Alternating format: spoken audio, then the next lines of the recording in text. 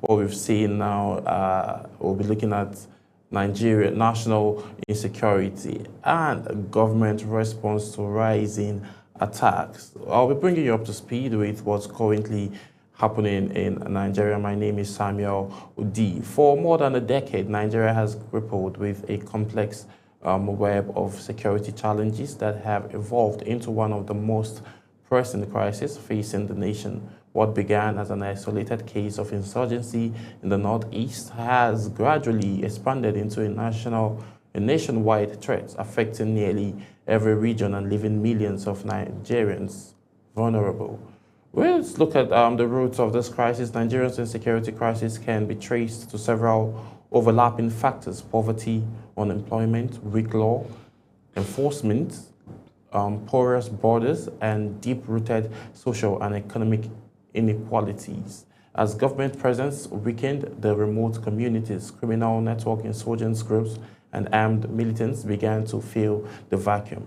Then we saw the emergence of Boko Haram in the Northeast. The Boko Haram insurgents, which erupted in 2009, marked the turning point of Nigeria's modern security breakdown, and the group's violent campaign ranging from bombing to mass adoption, like the 2014 Chibok girls adoption, destabilized the Northeast and displaced millions of shots, such as ISWAP, Islamic State, West African province. Further complained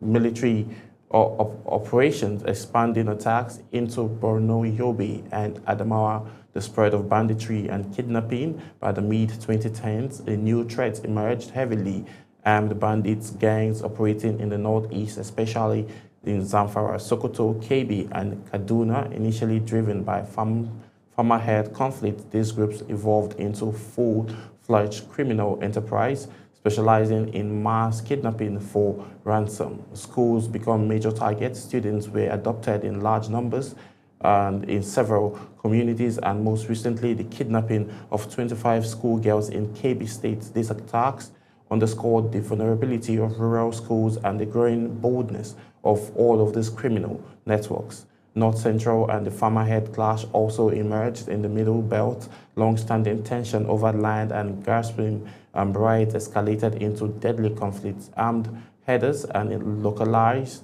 local militants clashed repeatedly, leading to widespread of displacement and destruction of farmland.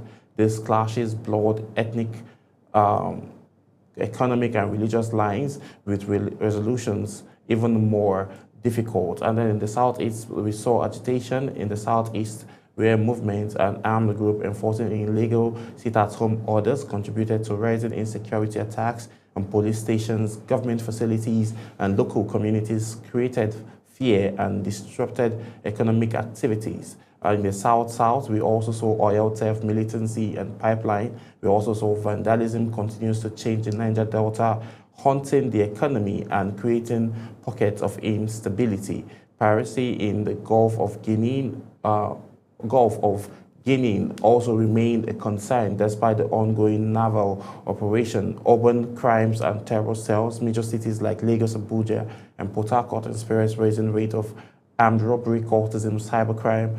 One chance occasional terror-related incidents, cells linked to global extremist network have been discovered in urban areas, raising new alarm. Now let's look at government responses. The Nigerian government has reportedly or repeatedly launched military operations such as Operation Hinda, Kai, Operation Warki Stroke, and Operation Forest Santi, and the likes of Operation Lafia Dole in Maiduguri, Borno State. While those have recorded success, citizens still face deadly threats from kidnapping on highways to attacks on villages and schools.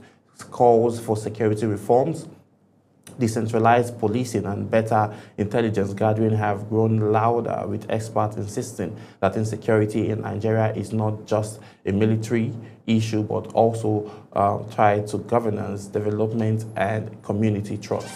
A nation at the crossroad. Today we'll be looking at insecurity in Nigerians remains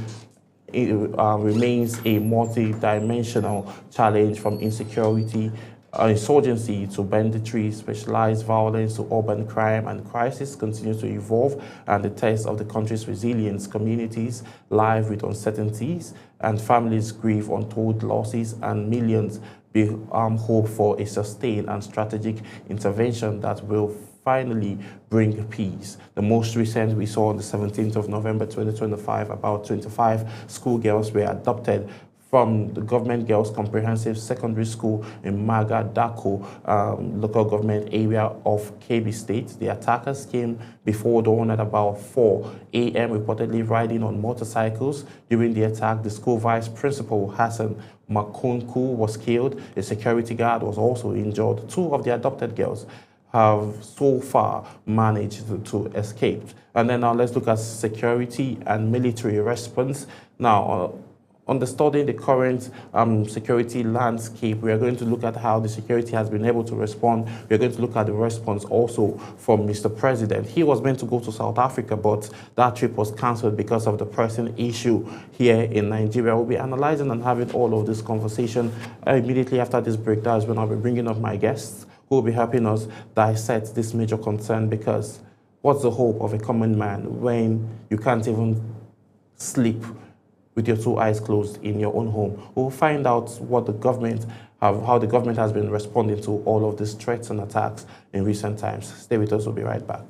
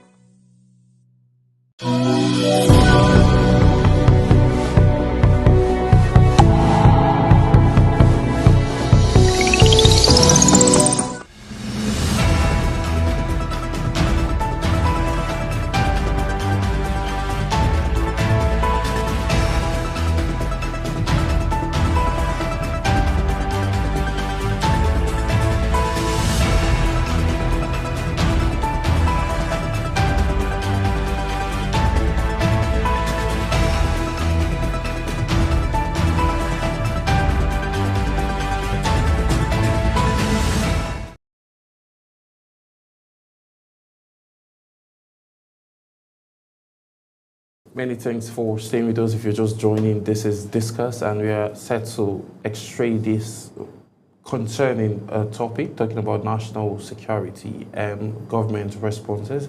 To my right, I have an elder statesman here in the studio with me, in the person of Dr. Reverend Bartholomew Agbochenu. Thank you, sir, for joining us on today's edition of Discuss. I'm grateful for you having me here. Yes. Also to my left, I have a political analyst and also a journalist in the person of Comrade James Ezema, the national president of Not Too Young to Perform. Thank you so much for joining. Thank you for having me. Yes, so it's no longer news with what's currently happening, but Mr. Bartholomew, let me get your take now. What is your assessment of the recent kidnapping that you're seeing of 25 students in Kebbi State? I have always been voicing out concerning the situations in the country. The Islamic terrorists, they are just like a camouflage. It is the Nigerian government that is carrying out the kidnapping. It's the Nigerian government. How will you have a country and you claim that you have a sovereign nation and you cannot secure the people in the country? This is not a one-day experience. It has been there for almost 15 years. Day in, day out. The government will come up and say that the troops have engaged the terrorists. They chase them away. Is that the testimony we want to hear, or to exterminate their activities? Is that what we want to hear? Look at the killing of General Uba. Is it not a shame on Nigeria? And I learned that this morning or yesterday, a brigade commander was issuing an instruction to a private in the army not to shoot. When the private in the army saw that he and the members of his group were in danger and you are given such a directive, he flouted that order and shot. And from his shooting, he was able to dispel the insurgents. Yet, they are planning on how to dismiss him for not obeying order. What kind of order? If not even dismissing, I, for one, I would have jetted out of the Nigerian army for giving such stupid instructions. When you are face to face with death and they say you should not shoot. And this has been a lingering issue. A lingering issue. You are romancing with insurgents. Others will say, go and dialogue with them. Dialogue with a killer. If you dialogue with a killer, several other people will now say, okay, then that job is a lucrative one. Let us also organize ourselves and go and operate in that manner so that they will dialogue with us. So, Nigeria is not yet serious. So you're saying there shouldn't be room for any form of dialogue in, and again, why did you say it's the government that is facilitating all of these kidnappings? Because we've seen the president, giving lots of orders for troops to go and make sure that this recently kidnapped individuals are released, and also the bandits or who they are, the group that are in charge of all of this terrorism happening within this region should be, brought to book at the end of the day. The rhetorical question now comes: why would the government even allow this to happen in the first place? Why are our borders porous? Why are they porous? The present government had accused Goodluck Jonathan in 2014 of incompetence as a result of the activities of terrorists. Then you, now that the activities of terrorists have worsened, are you competent? Are you competent? The government of the day have rendered the Nigerian military epileptic. They have rendered them epileptic. What are you trying to tell me? Are you now trying to tell me that they don't have weapons to fight war against these insurgents? Yes, I can agree with you, because the monies that would have been voted for these weapons are diverted into private pockets. And that is what we are seeing. So the hand of the government is inside. Those who are at the top echelon of the government, their hands are inside. Mr. Odi, you are a witness, you are a Nigerian. You hear of several situations whereby these insurgents, they go around, they parade themselves with arms and they don't allow every other person to go with arms. Even when these insurgents, if they bombard a village setting, a community, and they bring them, they hack them down, and the community stand up to begin to repair, they will go and begin to make arrests. I also hear that the government is also making moves to be able to capture and also curtail the insurgents happening within these regions. Just like today, the president is meant to even go to South Africa for some state of the nation concerns, but that trip was, cancelled because of the fact that he wants to make sure that these kidnapped individuals are released, and also the issue around insurgency is being taken care of. But I'll still come back to you. Let me get your take, Mr. James Ezema, for the recent concerns moving around these insurgencies, and or what do you think is in a way politically inclined? Well, if you look at the trend over the years, you discover that once an election cycle is coming, insecurity heightens. It has been like that since 2009. True. And you will now know that there is an element of a political mix in it. Some individuals also who have had a contact with these insurgents have said that politicians are the ones fueling it. So these are some of the matters that we have at hand, and it's very deadly. So do you think we are dealing with isolated criminal groups or coordinated national security threats? Is a security threat of the highest magnitude. It requires serious, concerted effort to deal with it. Otherwise, all of us will be consumed. Well, we will still look further and look and dissect all of this, because emotions are getting high right now in the studio, because there's a whole lot of underlying issues happening that is resulting to some long-standing concerns. You made mention of the death of Musa Uba. How did that make you feel, and how do you think the families are holding up to those concerns, and what is the hope of a common man in assuring or having faith in the government that the government can actually deliver its primary goal of protecting the people of its community? The common man has no hope in this country. The common man has no hope in this country. Nigeria as a country is a place where we believe in God. If you are not a Christian, you're a Muslim.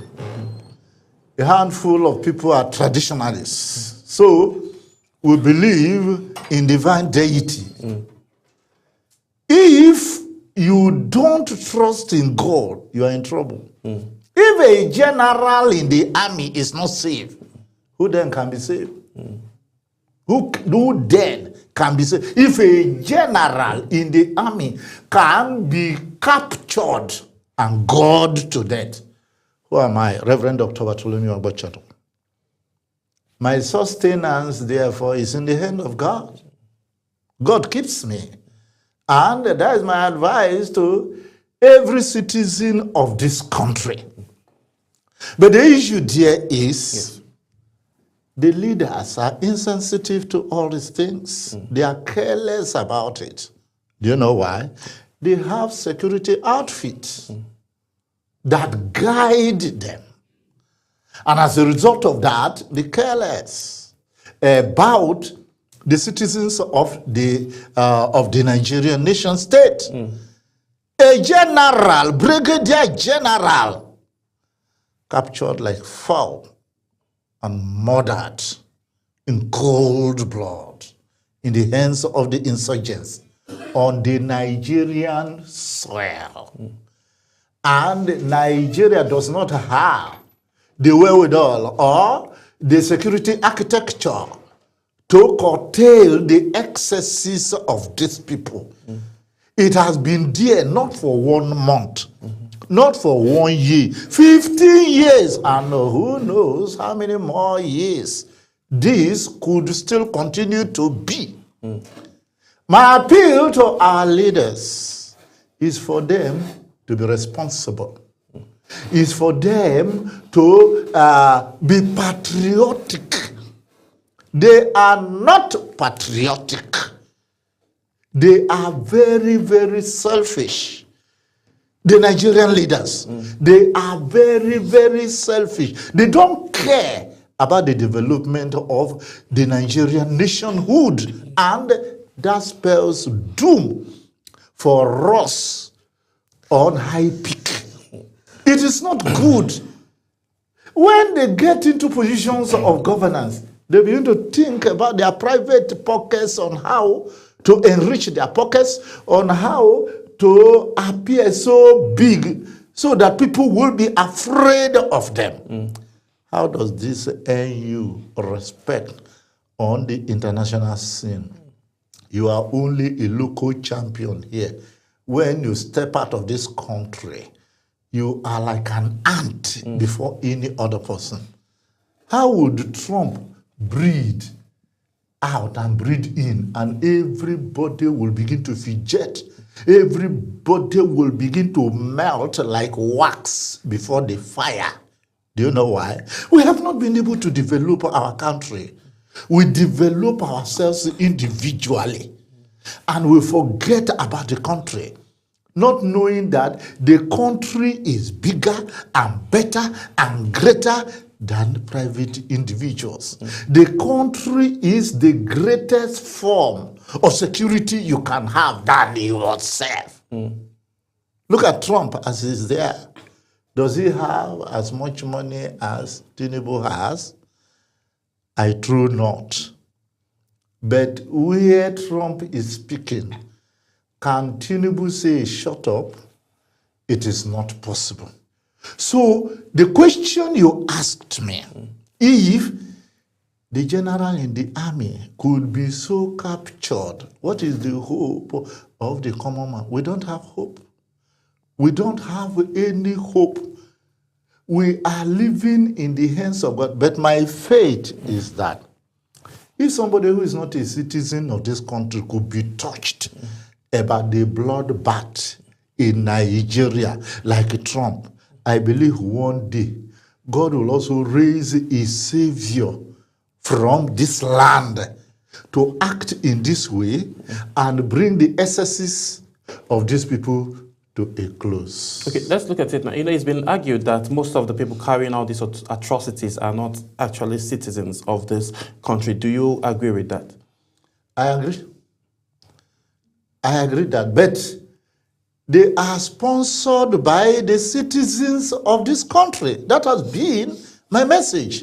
If they are not sponsored by the citizens of this country, those outsiders can never step in.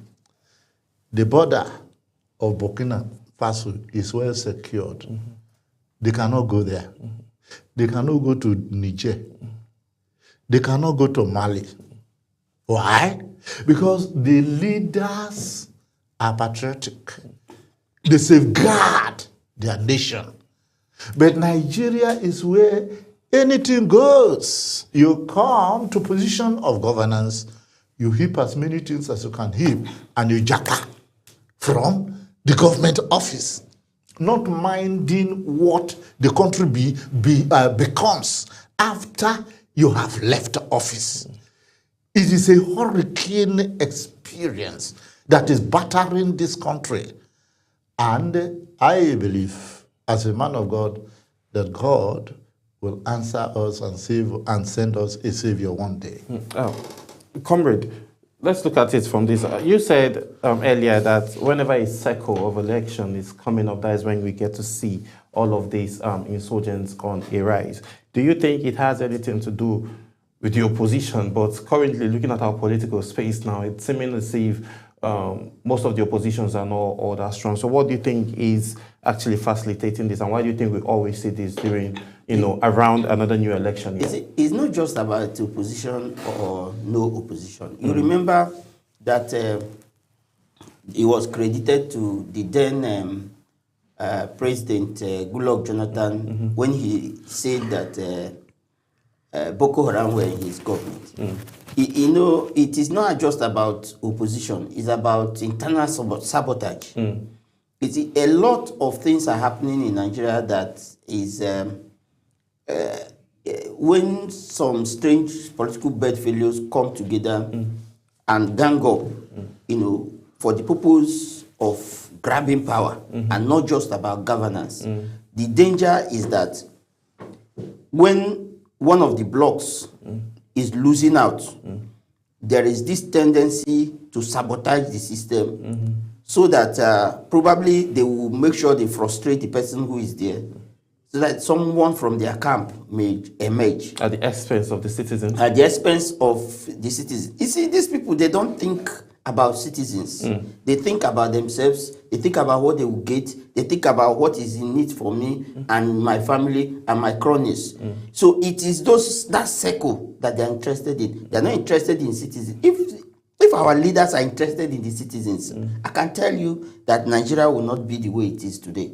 Nigeria is the way it is today because we have leaders who are not interested, who are not concerned, who are not bothered. They know that nobody will hold them accountable. And that is one of the major challenges that we are having. And that is the reason why insecurity has persisted. You see, until we begin to hold people accountable when there is a security breach, that's the only time we will now begin to see a change in what is happening in the country.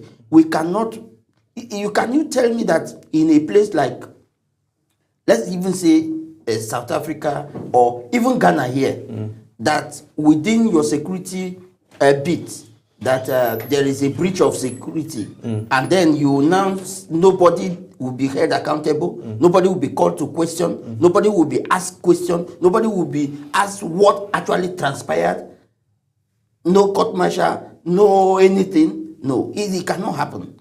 So in Nigeria, it's because we don't have consequences for either bad behavior, consequences for actions, consequences for inactions, consequences for negligence. We don't have that. And that is the reason why we still have this kind of situation we have on our hand. Even in Nigeria, that's the only place where you know that you are not sure whether because you are popular, you can win election. And that is one of the issues. So, and that's why you see that some people who want to engage in all manner of sabotage and things like that. So, it is a whole long, a whole complex situation. Yes. You know, it's a complex situation. Like as you read in the intro, you see there are the economic side, the poverty had to have to be part, is part of it. The issue, that when you now talk about the economic part of it, you talk of the political side of it. You talk of the international politics and local politics. So it is a whole lot. Then and then the religious side of it is part of what is also fueling some of these things. So let us begin to think as a country. Like my colleague said, you cannot thrive as an individual and expect that the country will be fine. Common interest is what we're supposed to pursue. The common good, the greater good. That's what we're supposed to pursue, not the individual good. In Nigeria is the only country I have seen where you provide your water, you provide your road, you provide your security, you provide. Government does nothing. Okay, imagine a school where students are prone to attacks, and then there's no security alarm, nothing. Then the people came and operated for hours and carried people, young school girls, and went away. And all we are hearing is that we are chasing after them. What happened to the security operatives and security formations within that axis? Why is it that there was no intervention? 1 hour, 2 hours, no intervention until they have finished their operation and they have left. These are some of the questions that when people outside are looking at us, they will begin to ask questions and ask whether the government is complicit in all this.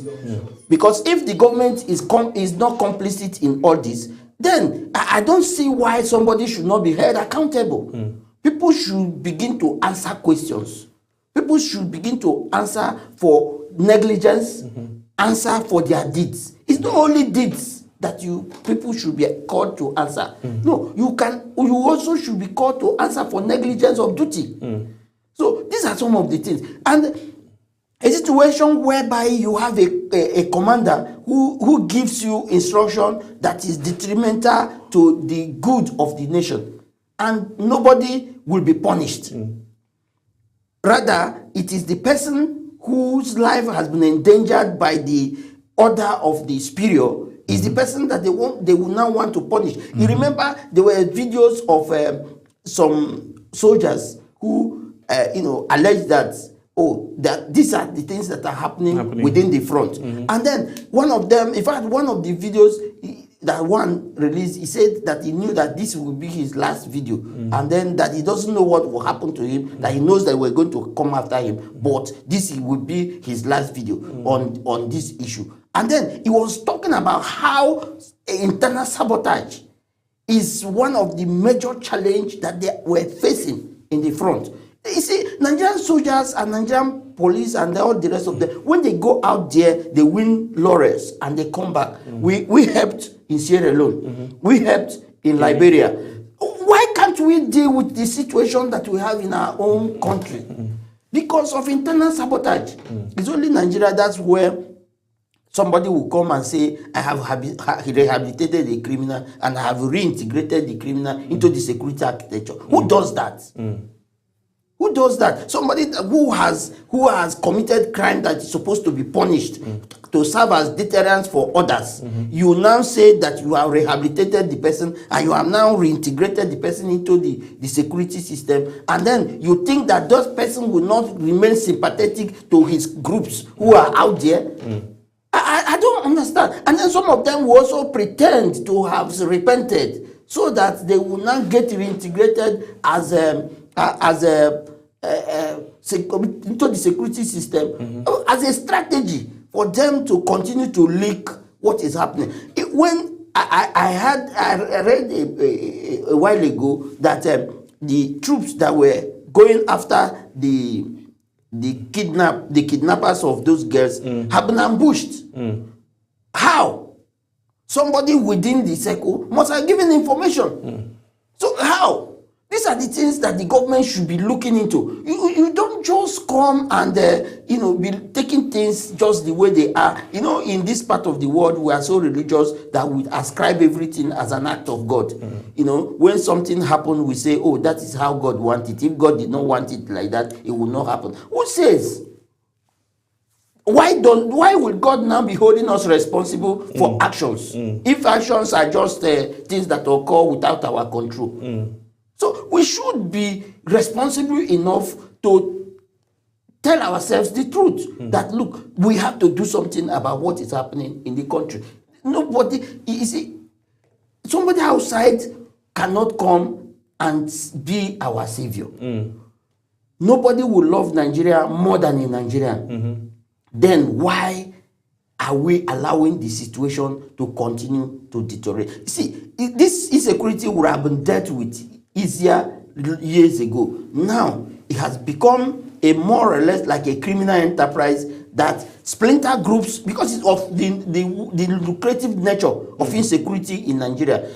These criminal groups are continuing to break into different groups, smaller group. Once you graduate, you become like in the apprentice system in the southeast. So when you have gotten to a point, you are now settled, you become your own oga, you now get all your own boys too, and start training them, and then when they get to settlement, this is the kind of cycle we are in. That's why you see every day there are new groups coming up, because it has become a criminal enterprise that is so lucrative that people don't want to work again. In fact, where are the jobs? you enter the jobs. And then when they see that government will always reach out to them at every point in time, then they will go into banditry, they will go into all this criminality, and then at the end of the day, they know that somebody somewhere will call them to a negotiation, and then they will negotiate, and then when they finish negotiating, either they are rehabilitated and sent abroad, or they are rehabilitated and reintegrated into the security system. These are the cycle that have continued. And then who does that? Are you saying that rehabilitation is a no-no if these individuals decide to lower their weapons? You see, you can only rehabilitate somebody who have truly repented. And then if the person has truly repented, does the person need government to come and do the rehabilitation? Because the rehabilitation in itself has become a side attraction for them, that people want to, because government does not care about those who are not into crime. They don't care. They don't care about those who are not into crime. Now, people now see that the only way to attract government is to go into crime. If you go into crime, government will listen to you. I had someone who was talking the other day. He said that what the government listens to is violence. That once they use violence, government will respond, government will. And which society can survive that way? When you are now trying to transform the country into a nation of gangsters who want to attract attention of government by becoming criminals. No country can survive that way. And this thing is getting even more complex now that the criminality has gone from the issue of headers, farmers clash, to a more complex economic syndicate, where people are now bringing people from elsewhere to come to Nigeria because they see that this criminal enterprise is very lucrative. They call their friends, call their brothers, call their relatives to come here. This is the only country where somebody will be kidnapped, ransom will be paid, and somebody somewhere who have collected this ransom will spend this money and nothing happens. Nobody is arrested, nothing. I have not seen a country like that. I've never seen a country where 1, 2, 3, 4, 5, 6, 7 criminal cases of ransom taking. And then this ransom is collected and nobody is arrested. Now, this is the only country where you see people go and meet some of these criminal bandits in the bushes. And then in the name of, okay, we are negotiating, and at the end of the day, these people become spirits that cannot be traced by security agents. No, I can't understand. We have seen videos where at a meeting with some of these bandits, you see them armed, coming to meeting armed, heavily armed, and then at the end of it, you see our security agents there too. And at the end of the day, these people will finish their meeting and they will go home safely. Nothing. You see, one of the trainings in the security circle is about deceit, deceiving your enemy into believing that you want to get him the best of things, and then at the end of the day, that will be an opportunity to get them. How can you say that somebody who has been killing people, you call them out, and then they came in their numbers, and at the end of the day, they safely return to bases and return to their cells and continue with their criminality? No tracing, nothing. No, there's something wrong somewhere. Okay. Well, hopefully the government in charge are definitely taking note. And like I mentioned earlier, the president was supposed to go on a trip to South Africa today, but he cancelled that just because of the state of the nation as we speak. Let me come back to you again, Bartholomew. Do you think it's high time we get the international communities involved with what's currently happening in the country? For sure. I say for sure. And elaborating on this, permit me to ask some rhetorical questions. Question number one. The Nigerian military and the terrorists, who is stronger, rather to say? Are the terrorists stronger than the Nigerian military? If your answer is in the affirmative, then there is the need for us to ask for help.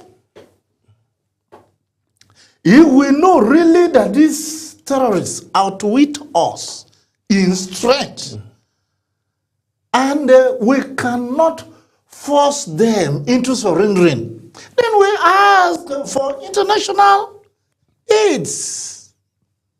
We ask for international help.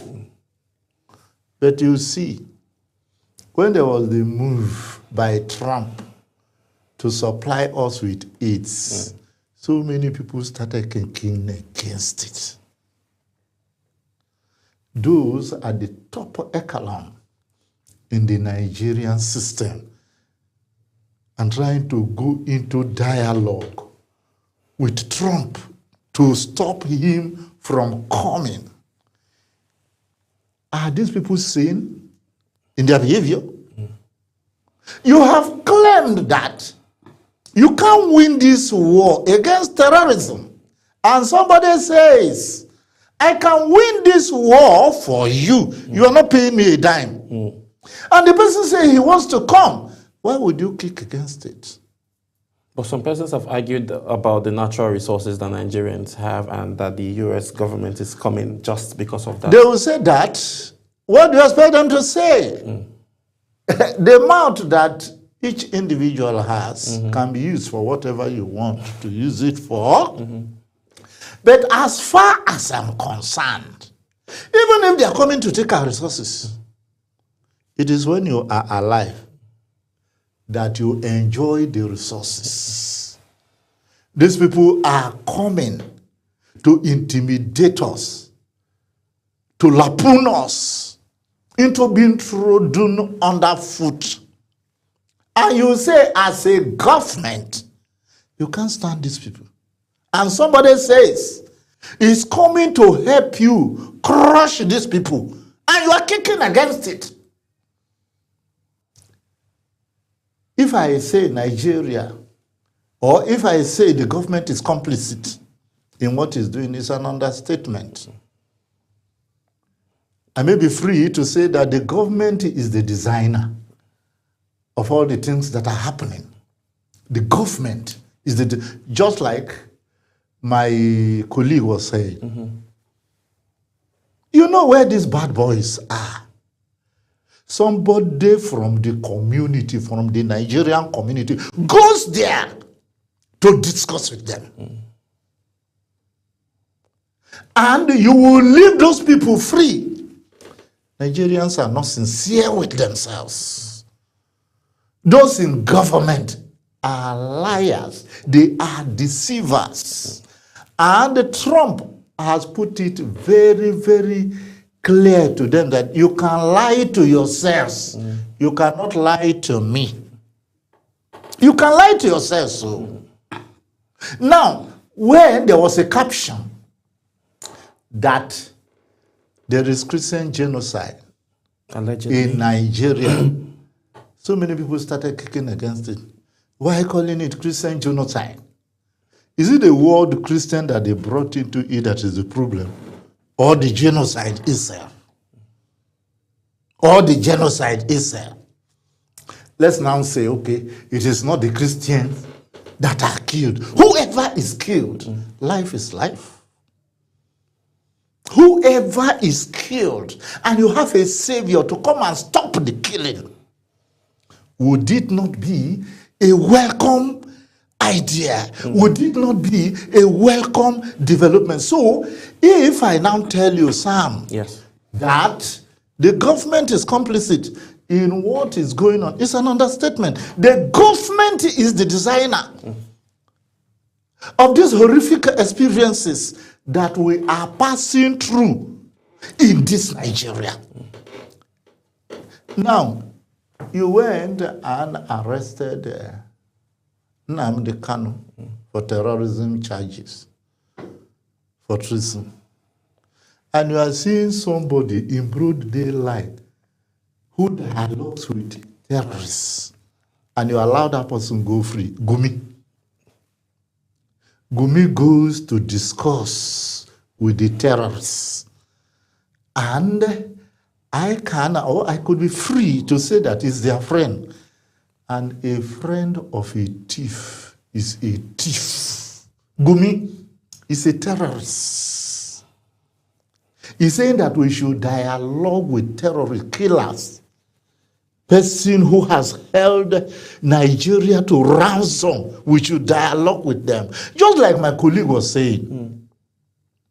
If you dialogue with people who are in banditry, if you dialogue with people who are in terrorism, several other people will see it as a lucrative business. They say, yes, let me establish my own enterprise so that they will come and dialogue with me. That is the issue.